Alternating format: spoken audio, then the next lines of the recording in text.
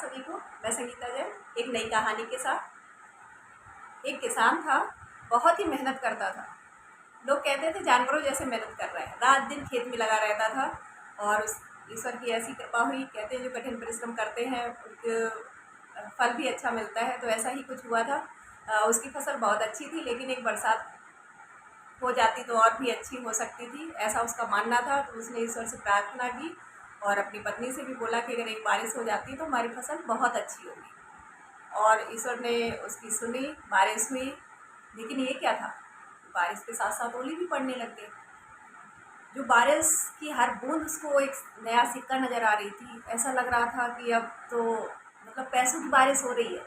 वहीं उसको जब ओले दिखते हैं तो ऐसा लगता है कि पता नहीं ईश्वर मुझ पर क्यों नाराज़ है, और देखते ही देखते सारी फसल खराब हो जाती है।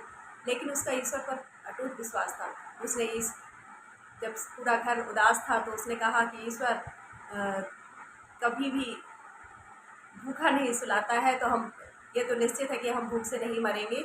और उसका इतना अटूट विश्वास कि उसने एक पत्र लिखा ईश्वर के नाम और जा कर के उसको शहर में पोस्ट कराया जा कर के। और वहाँ जब पोस्ट मास्टर के ने देखा तो पाया कि मतलब कि इतने सारे समय में जब वो जॉब कर रहा था उसमें ये पहला लेटर था जो किसी ने ईश्वर को लिखा था।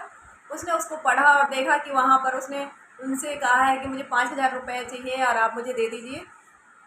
अब पोस्ट मास्टर पहले तो उसकी पत्र को सुनकर हंसने लग गया, और फिर बाद में उसने सोचा कि इसका ईश्वर के प्रति जो अटूट विश्वास है वो टूटना नहीं चाहिए। और फिर उसने प्रयास किया, कुछ अपने साथ के एम्प्लॉयज़ थे उनसे पैसे लिए, कुछ अपनी सैलरी का हिस्सा दिया, किसी और से भी उधार लिया, जैसे तैसे करके, कहने का मतलब उसने पैसे की खूब व्यवस्था की और उसमें से कुछ पैसे कम रह गए।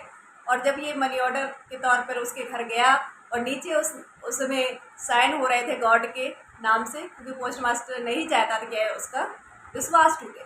और जैसे ही उसने देखा तो वो बहुत ज़्यादा शॉक सरप्राइज़ नहीं था इस चीज़ को लेकर के, लेकिन शौक इस बात पे था कि उसमें जो उसने 5,000 रुपये की मांग रखी थी, यहाँ तो 4,500 ही रुपये उसके पास आए थे। वो बड़ा नाराज़ हुआ कि बोला कि मैंने तो 5,000 मांगे थे और आपने इसमें से भी कम करे हैं। एक काम करिएगा, अब नेक्स्ट टाइम आप बाकी के पैसे भेज दीजिएगा। और उसने ये पत्र में जो लिखा दोबारा और जा कर के पोस्ट कर रहा था, तो उसमें साथ में एक चीज़ और ऐड कर दी थी उसने कि जो ये पोस्ट मास्टर वगैरह हैं शकल से लुटेरे दिखते हैं, आप कृपा करके ये पैसे डायरेक्ट मुझ तक पहुंचा दें, इनके थ्रू ना पहुंचाएं।